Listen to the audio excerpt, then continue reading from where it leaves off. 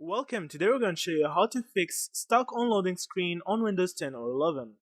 So the only option here is to get onto safe mode or advanced startup mode. So I'm going to show you how to do that on this video.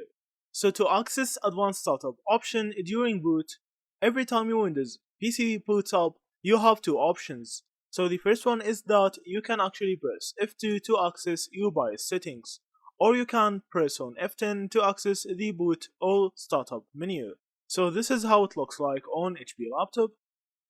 So when you access the boot menu, you may have to press F11 to open the choose an option screen, as seen from here. Now you will have multiple options to troubleshoot your PC.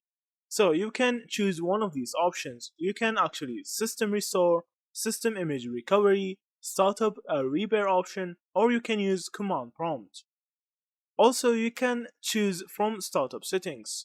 So from here, one of these options may actually fix your issue. So that's it. Thank you for watching and see you in the next video.